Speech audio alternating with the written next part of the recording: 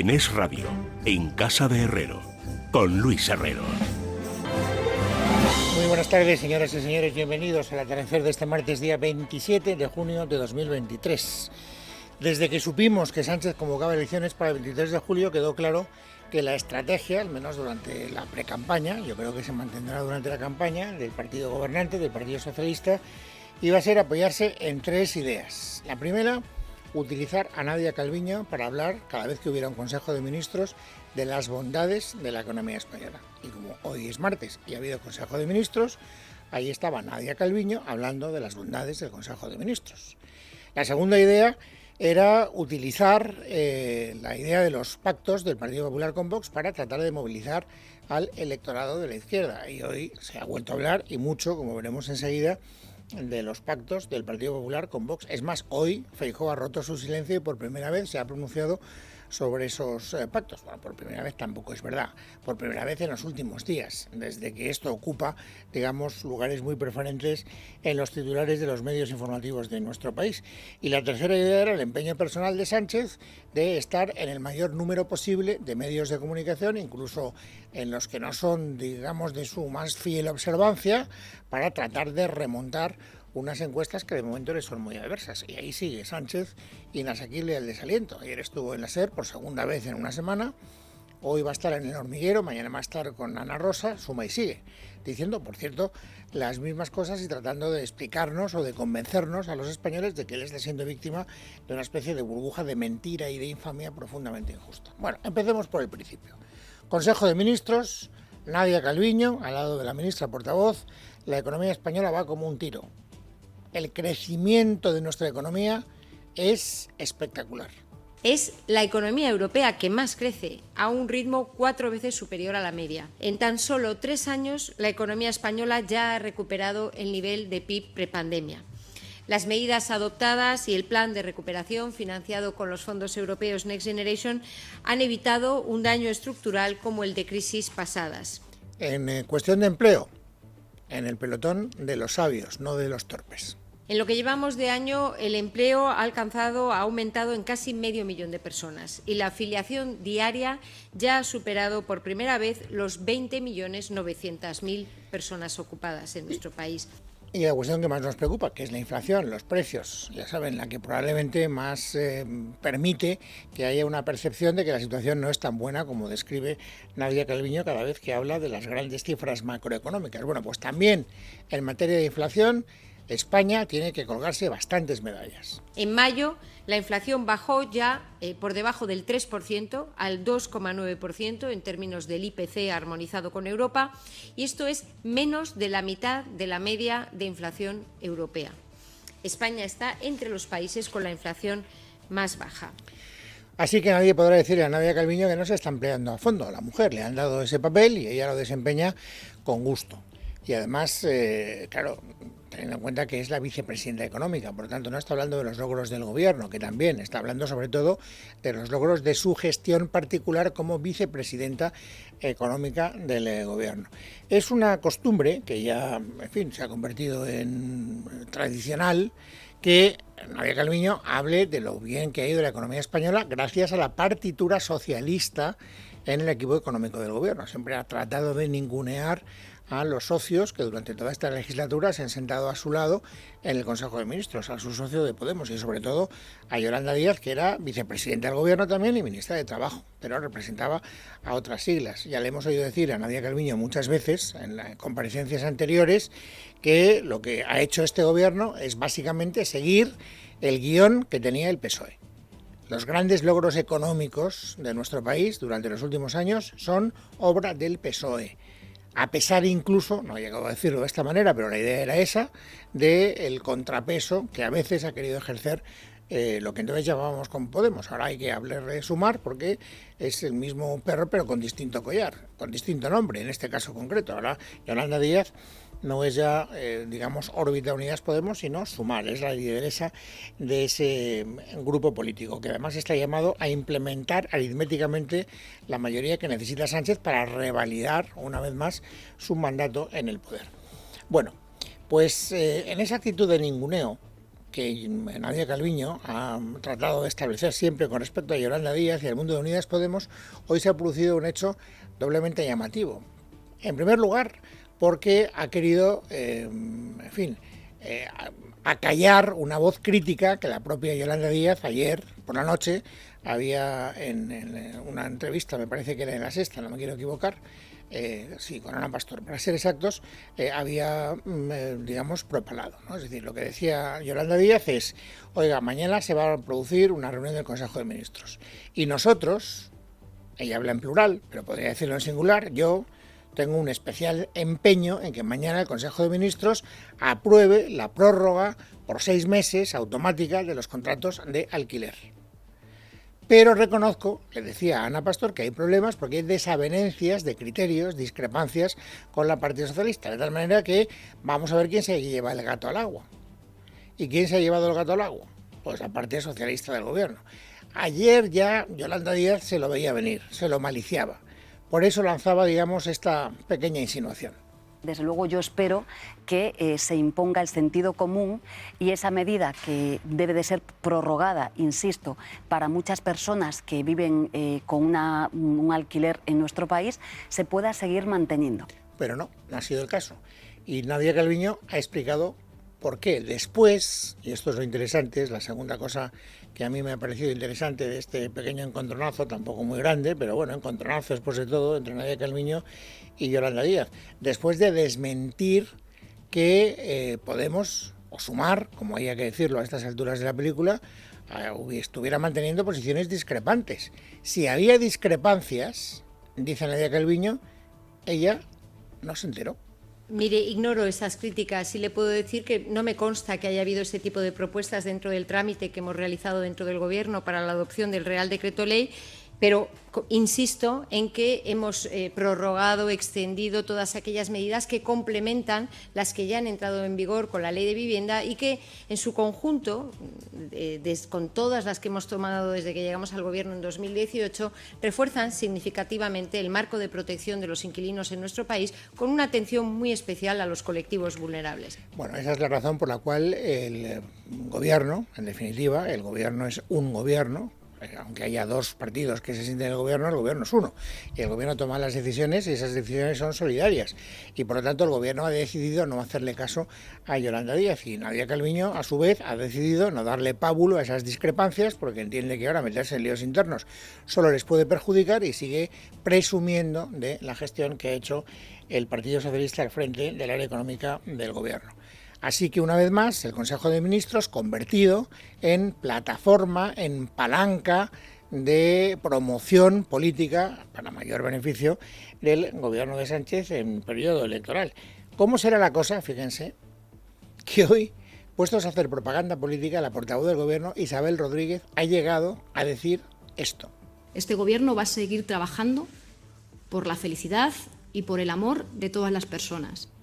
Ahí queda eso. O si alguien tenía dudas de cuáles eran los propósitos de este gobierno. Pero bueno, no solo naturalmente ha querido hablar bien del gobierno, sino que ha querido hablar mal de la oposición.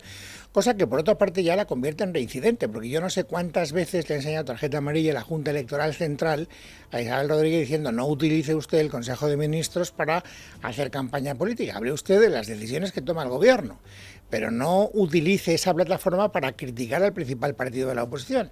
Y sin embargo, pues ella R que R. Le dicen que lo haga y lo hace. ¿Y hoy qué tocaba? Pues la segunda parte, que les decía al principio, de la estrategia preelectoral o electoral ya del Partido Socialista de cara a las elecciones del 23 de julio. Jalear los pactos entre el Partido Popular y Vox para, trasladarle al electorado de la izquierda el mal que se está empezando a generar en el ala del centro-derecha del espectro político de nuestro país. Es decir, la política del miedo, para entendernos, o por lo menos intentarlo. ¿Y cómo lo ha querido decir la portavoz del Gobierno hablando de los pactos? Pues con esta afirmación. Desde el Gobierno, con toda la fuerza del Estado, vamos a combatir esos retrocesos que se están sellando en esos pactos y que nos llevan 20 años atrás, ya sea en violencia de género, ya sea en reconocimientos de derechos y libertades, por ejemplo, de las personas LGTBI. Bueno, mucho me temo que esto formaba parte del argumentario que hoy les han distribuido a los miembros del Gobierno y a los dirigentes del Partido Socialista, porque se da la circunstancia de que otra ministra, Pilar Alegría, portavoz de la Ejecutiva Federal del PSOE, por la mañana, antes de que empezara el Consejo de Ministros, en Televisión Española, había hablado de los pactos entre el Partido Popular y Vox en términos muy parecidos, haciendo hincapié en los mismos puntos que estaba criticando hace un instante la propia Isabel Rodríguez. Escúchenla. Quien va a dirigir y presidir esos debates son personas que son negacionistas climáticos, que niegan la violencia de género, que son antivacunas, que han trasladado opiniones homófobas, machistas y racistas. Y lo más preocupante de todo es que ocupan estas instituciones porque así lo ha decidido Feijóo. Se refería a Pilar Alegría sobre todo a los miembros de Vox que van a presidir asambleas regionales en los distintos parlamentos autonómicos como consecuencia de los pactos que efectivamente se están firmando entre el Partido Popular y Vox. De esta polémica Feijóo ha estado ausente, como ustedes saben, durante los últimos días. Es más, yo creo que ha estado peligrosamente ausente porque se han generado algunas situaciones bastante incómodas para el Partido Popular que creo que las encuestas están castigando hasta cierto punto. Porque ¿por qué se podía llegar a acuerdos con el partido de Abascal en Valencia, por ejemplo, y no hacer lo mismo en Extremadura? ¿Y por qué el presidente del Partido Popular mantenía silencio cuando le preguntaban qué pasa, que el Vox de un sitio es distinto al de otro, el Partido Popular de un sitio es distinto al de otro? Yo creo que él se ha dado cuenta de que tiene que ponerse al frente de esa controversia y marcar un criterio que vaya fijando cuál es la posición de su partido, y hoy lo ha hecho. Lo ha hecho para repetir algo que ya ha dicho muchas veces, con antelación. Nosotros, en el Partido Popular, ha dicho Feijóo, no vamos a aceptar lecciones de pactos de ninguno, pero especialmente no las vamos a aceptar del Partido Socialista. Lecciones de pacto no vamos a recibir ninguna. Y los ciudadanos, los de Valencia y del resto de España, pueden estar tranquilos. ¿Por qué? Porque no renunciaremos nunca a nuestros principios en ningún pacto. Porque respetaremos el deseo de cambio de los españoles. Porque buscaremos que se garantice la gobernabilidad y que siempre se haga con gobiernos proporcionados a los resultados electorales en cada comunidad autónoma. En definitiva, no haremos lo que ha hecho el Partido Socialista antes que nosotros, que es suscribir pactos indeseables con partidos indeseables. Y dentro de la estrategia del miedo hay otra: demonizar los pactos a los que puede llegar el Partido Popular, aquel que hizo nada más y nada menos el pacto Frankenstein. ¿Y en qué consiste? Pues en pactar con el mayor populismo y extremismo de Europa, Podemos, que ahora ha cambiado de nombre y se llama Sumar, y con los independentistas vascos y catalanes. Eso sí que es un pacto inédito en la Unión Europea. Bueno, pues esta irrupción de Núñez Feijóo, del presidente del Partido Popular, en la polémica de los pactos es el preludio de algo que se veía venir y que ya ayer quedó, yo creo que manifiestamente claro. Y es que la comunidad autónoma que más se resistía a firmar pactos con Vox, Extremadura, al final va a doblar la cerviz y va a hacer lo que le han pedido en Génova que haga, que es pactar. María Guardiola, que es la que va a presidir previsiblemente el gobierno en Extremadura, ha cambiado radicalmente el lenguaje. Hace 72 horas decía que ella no iba a pactar con Vox, que su programa electoral era incompatible con el del partido que presidía el señor Abascal. Ayer ya cambió de criterio y hoy está pidiendo tiempo para llegar a un acuerdo con Vox antes de presentarse a la investidura. Yo, insisto, pido respeto y cuando lleguemos a ese acuerdo, que espero que sea cuanto antes, ustedes lo verán y podrán valorar. Yo creo que he sido muy clara siempre. Y ahora lo que pido es que baje el ruido, porque sería lo mejor para todos. Pero el ruido lo ha organizado usted, señora Guardiola, si me permite que se lo diga, porque la que ha estado poniendo pies en pared cada vez que preguntaban por un posible pacto con Vox ha sido usted. La que ha estado, digamos, cuestionando indirectamente la actitud de sus conmilitones en otras comunidades autónomas, por ejemplo Valencia, ha sido usted. Por tanto, el ruido en gran parte se debe a usted, tal y como yo lo entiendo. En todo caso, le han querido preguntar si Guardiola reconocía con estas declaraciones que había un cambio de criterio, un giro en el guión de su posición. Y ella afirma que no, que su posición en relación a esto siempre ha sido la misma. La del Partido Popular de Extremadura es la misma posición. Si necesitas un taller de garantía para tu coche, Motrio te ofrece un mantenimiento multimarca sin sorpresas con mecánicos expertos altamente cualificados y formados. Descubre Motrio, tu taller para todo lo que necesitas. Encuentra tu taller Motrio más cercano en talleres.motrio.es. Es la posición de la mano tendida, de intentar llegar a un acuerdo y de velar y poner el interés de los extremeños por encima de cualquier otra cosa. La intención de llegar a un acuerdo por parte del Partido Popular no ha desistido ni lo va a hacer. Insisto, vamos a llegar hasta el último momento y lo único que nos interesa es lo que le venga bien a Extremadura. Bueno, si ustedes son aficionados a la lectura de la letra pequeña, de las crónicas políticas interesantes que se publican en los medios de comunicación, probablemente ya sabrán que en este cambio de criterio de Guardiola, cambio de criterio que ella niega, pero que evidentemente se ha producido, no han sido ajenas a algunas de las críticas que ha recibido por parte de figuras bastante importantes del partido. Yo no sé qué conversaciones haya podido mantener en privado, algunas supongo que habrá mantenido con Núñez Feijóo, pero sí que han trascendido las broncas, entre comillas, que le dirigieron Isabel Díaz Ayuso y sobre todo Esperanza Aguirre, que dijo: no solo te estás equivocando gravemente, sino que además estás poniendo en peligro el futuro de Núñez Feijóo como presidente del gobierno. Y digo yo que esas críticas algo habrán influido en que María Guardiola cambie de criterio. Por lo tanto, ahora la actitud es la de que están negociando y, como escuchábamos hace un instante, ella espera que esas negociaciones acaben a corto plazo con un acuerdo de gobierno, que naturalmente supondrá, esto lo tenemos que dar por supuesto, la presencia de ministros de Vox en el gobierno extremeño que presida María Guardiola. Desde luego Ángel Pelayo, que es el encargado por parte de Vox de negociar con María Guardiola, tiene claro que esas negociaciones se van a producir y además tiene claro que se tienen que producir sin ningún tipo de restricción previa. Vox lo que quiere es sentarse a discutir sin ningún tipo de límites ni de limitaciones previas acerca del bien de los extremeños y de que los extremeños tengan, insisto una vez más, el cambio que han votado en las urnas. A partir de ahí nosotros estaremos dispuestos a escuchar todas las propuestas que se nos hagan y nosotros pondremos encima de la mesa también nuestras reivindicaciones, que son justísimas, sensatas, razonables y asumibles. Bueno, y a todo esto también entra en escena José Alejandro Fernández Vara, el presidente extremeño. ¿Por qué? Pues porque él, ya saben que inicialmente dio por hecho que se iba a ir del gobierno y dijo que abandonaba la política. Luego, cuando vio que había una desavenencia clara entre el Partido Popular y Vox, dijo que no, que se quedaba. Luego que se quedaba en la oposición y ahora que va en todo caso a presentar su candidatura a la investidura. No va a salir, porque naturalmente no va a tener la mayoría que requiere el señor Fernández Vara para ser reelegido presidente de Extremadura, pero lo va a intentar, hoy lo ha dejado manifiestamente claro.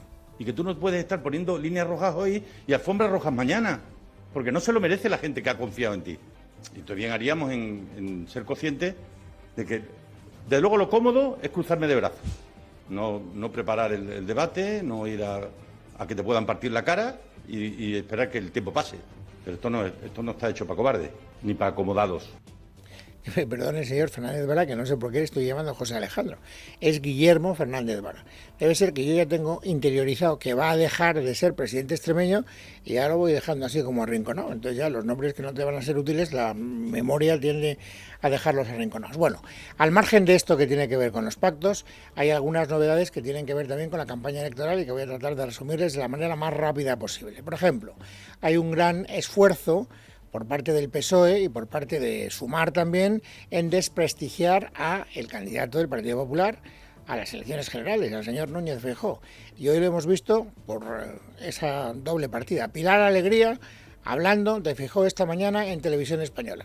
Creo que de verdad debería, ya no como obligación, sino como un ejercicio de sencilla responsabilidad, explicarnos cuál es ese sobresueldo, porque si no lo explica, está lanzando una pregunta que se tiene que hacer todos los ciudadanos. ¿Por qué no lo quiere mostrar? ¿Por qué no lo quiere decir? Habla, ya lo saben ustedes, de la polémica que generó el propio Pedro Sánchez, el presidente del gobierno, en la cadena SER hace unos días, cuando dijo: oiga, que es que hay un sobresueldo que se está llevando el señor Núñez Feijóo, que le paga su partido en Génova, que no quiere reconocer cuál es, que le están instando en el Senado para que lo diga, porque todos los senadores tienen la obligación de contar cuál es su patrimonio y cuáles son sus ingresos, y el señor Feijóo está ocultando ese dato, hasta el punto de que hoy el presidente del Senado le ha remitido una carta al señor Núñez Feijóo diciendo que tiene plazo hasta el día 4 del mes de julio para dejar claros cuáles son esos emolumentos que recibe del Partido Popular y que el señor Feijóo no quiere aclarar. Ahí ha encontrado el Partido Socialista una vía de hacerle daño y la está utilizando, como ven, hasta donde pueden. Y luego también se ha metido con el señor Núñez Feijóo Yolanda Díaz esta mañana. ¿Por qué? Pues porque una de las promesas electorales que ha hecho Feijóo ha sido recuperar, o por lo menos no acabar con la energía nuclear, es decir, darle una moratoria a las centrales nucleares que podrían abastecer de energía a buena parte de nuestro país. El Partido Popular, el señor Feijóo, solamente tiene una idea, que además es una idea tóxica.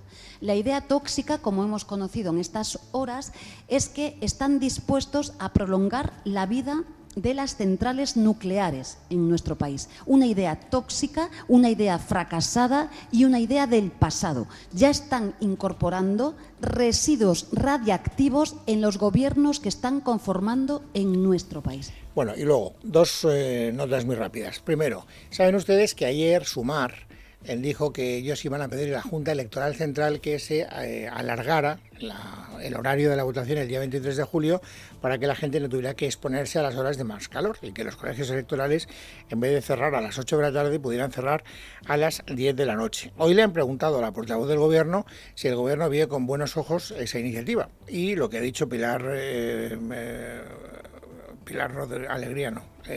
Raquel Isabel Rodríguez, la portavoz del Gobierno, ha sido, mire usted, es que esto está tasado por la ley y la ley nos obliga a que los colegios abran a las 8 y abran a las 9 de la mañana y cierran a las 8 de la tarde, por lo tanto eso no hay por dónde moverlo. Y luego he hecho una disquisición que no he terminado de entender. Escúchenla.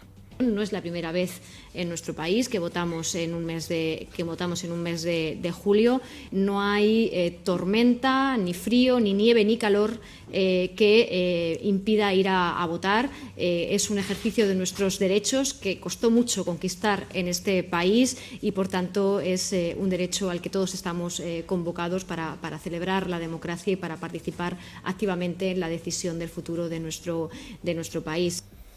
Les puedo asegurar que una parte de la mañana la he invertido en ver en qué momento se ha votado en este país en el mes de julio. Y no lo he encontrado. O sea, lo más cercano al mes de julio fueron unas elecciones el 26 de junio, con N de Navarra.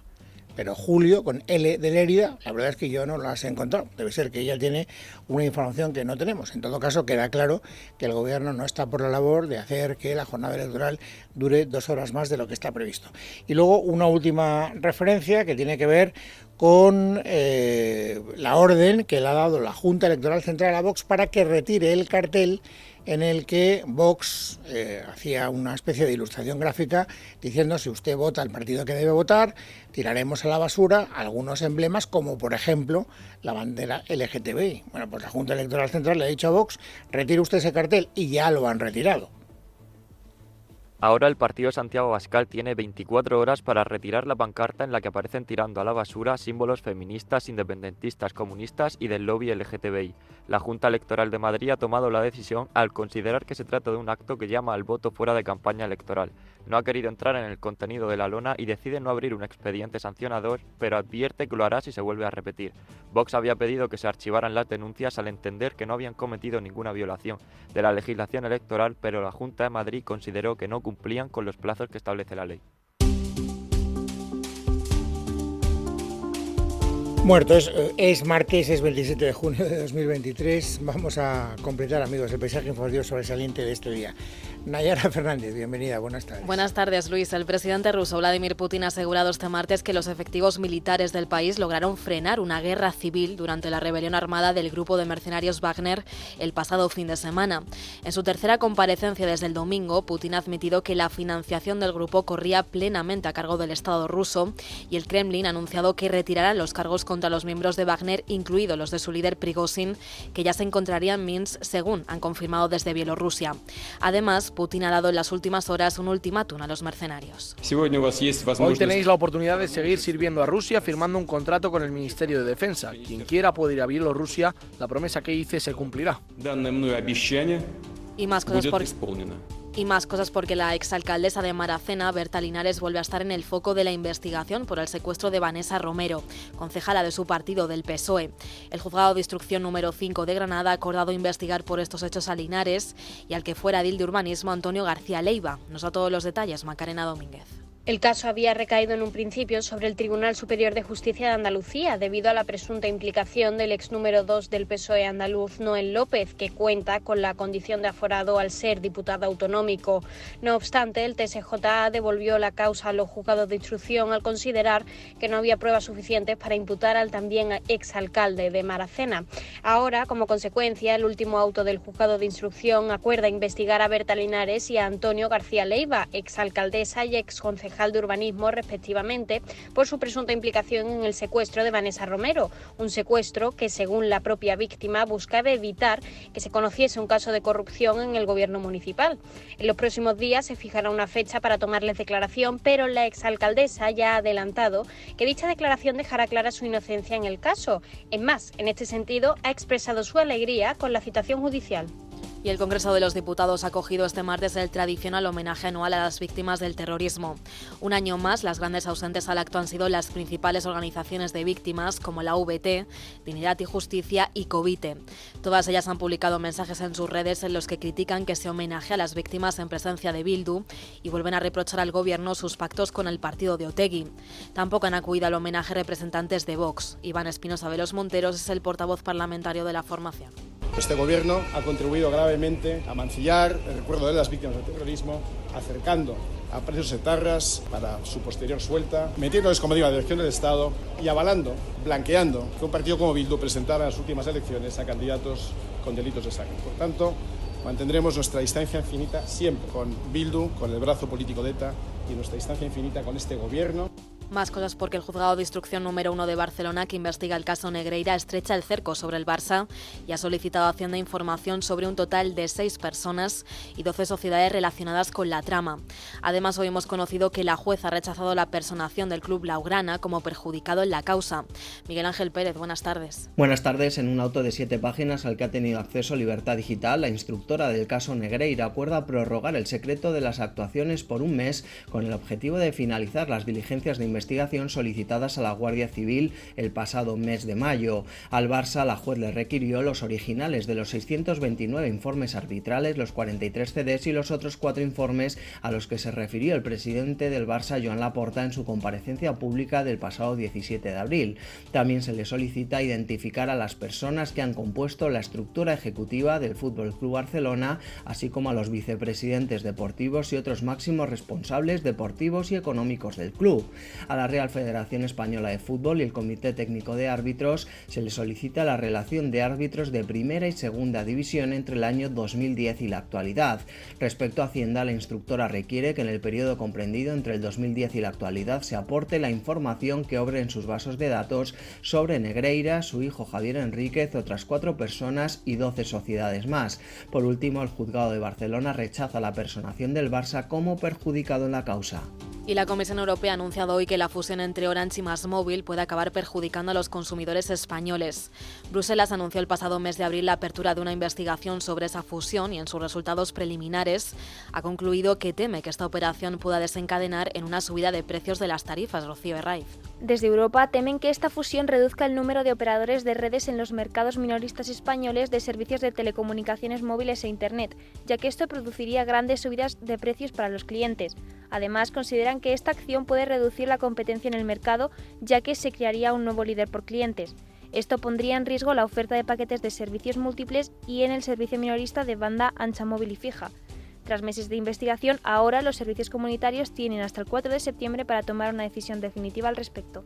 Y los tipos de interés van a seguir subiendo. Al menos es lo que se deduce de las palabras hoy de la presidenta del Banco Central Europeo, Christine Lagarde. Durante su intervención en el foro de Sintra, Lagarde ha asegurado que la inflación en la zona euro todavía es demasiado alta y que esta se mantendrá así por mucho tiempo. Es por ello que la jefa del BCE ve necesarias medidas contundentes. Con estas condiciones es poco probable que en un futuro próximo el Banco Central pueda afirmar con plena confianza que se han alcanzado los tipos máximos. Y terminamos contándoles que la víctima del exmarido de la que fuera vicepresidenta de la Comunidad Valenciana, Mónica Oltra, ha reclamado al Gobierno autonómico un adelanto de la indemnización por despido nulo por el que la justicia condenó a la Consejería de Salud valenciana. La defensa de la joven confía en que el nuevo Gobierno valenciano sirva para poner fin a la difícil situación, dicen, de la que Teresa ha sido víctima. Jesús Bolstein. María Teresa Tanco, la menor tutelada que sufrió abusos sexuales por parte del exmarido de Mónica Oltra, pide el adelanto de 5.000 euros de la compensación económica estipulada en la sentencia, como previa a la liquidación o resolución definitiva. Ante su situación más que precaria y en aras de recuperar a sus hijos después de que el gobierno autonómico de Mónica Oltra y Ximo Puig asumieran la tutela de los dos menores, quienes viven desde hace meses con una familia de acogimiento. En paralelo, la joven sigue a la espera de conocer el veredicto sobre la investigación judicial contra la expresidenta Oltra y su equipo de igualdad por un presunto encubrimiento de su denuncia por abusos sexuales contra el exmarido de esta, como la resolución de una reclamación administrativa de 240.000 euros por sentirse desprotegida por parte de la administración cuando se encontraba en situación legal de tutela. En casa de Herrero, Es Radio.